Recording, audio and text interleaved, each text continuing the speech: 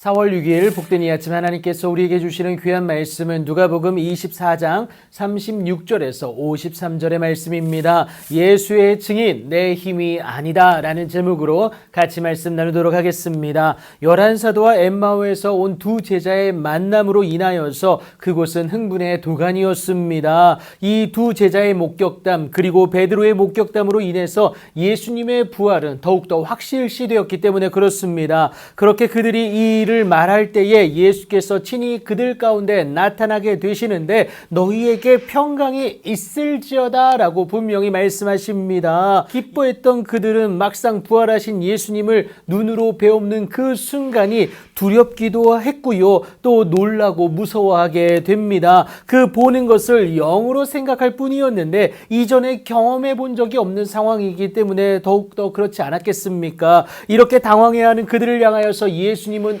어찌하여 두려워하며 어찌하여 마음에 의심이 일어나느냐라고 말씀을 하시는데 여전히 믿지 못하는 그들의 안타까움을 지적하고 계신 것이죠. 예수님은 제자들과 함께 사역하면서 순환과 함께 부활에 대해 수차례 말씀하시지 않으셨습니까? 그들의 의심을 믿음으로 바꿔주시고자 내 손과 발을 보고 나인 줄 알라라고 말씀을 하십니다. 또 나를 만져보라. 영은 살과 뼈가 없으되 너희가 보는 바와 같이 나는 있느니라 라고 말씀을 하세요. 부활하신 예수님을 배워옵는 그들이 너무 기쁨으로 아직도 아무 말을 하지 못하고 또 놀랍게 여기고만 있을 때에 예수님이 제자들에게 내가 너희와 함께 있을 때에 너희에게 말한 바 곧 모세의 율법과 선지자의 글과 시편에 나를 가리켜 기록된 모든 것이 이루어져야 하리라 한 말이 바로 부활이다라는 겁니다.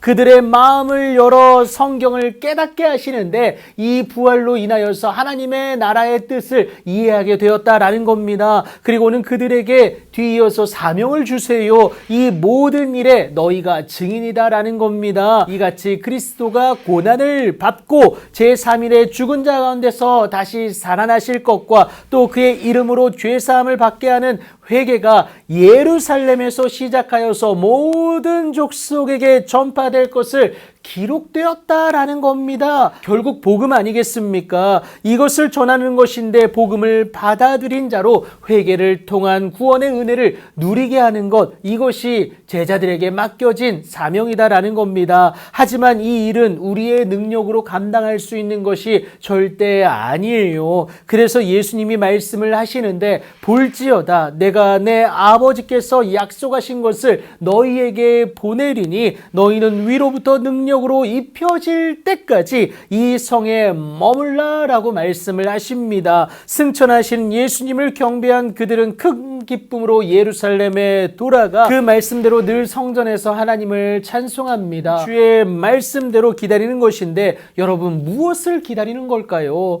아버지께서 약속하신 것입니다. 영원토록 우리와 함께 있게 하실 또 다른 보혜사임을 요한이 말하지 않습니까? 그 보혜사는 하나님 아버지께서 예수의 이름으로 보내실 성령이다라는 것을 분명히 기록하고 있습니다. 그 성령이 우리에게 임하시면 우리는 권능을 받음으로 주님 맡겨주신 그 사명을 능히 감당해낼 수가 있다라는 거예요. 내 힘으로 하려면 감당해낼 수가 없습니다. 하지만 성령의 권능을 힘입은 증인의 삶은 결코 예루살렘에만 머물지 않습니다. 여러분 그 예루살렘을 넘어서 온 유대와 사마리아와 땅끝까지 이르러 그 복되고 복된 증인의 삶을 살아낼 수가 있다라는 것이죠. 그리고 그 증인의 복됨을 증명하기 위해서 하나님의 축복은 우리 삶의 전 영역 가운데 가득 넘쳐 흘러날 수밖에 없습니다. 우리의 잘됨으로 인하여서 내 안에 숨겨진 하나님은 세상 가운데 분명히 드러나게 될 줄 여러분 믿으시기 바랍니다.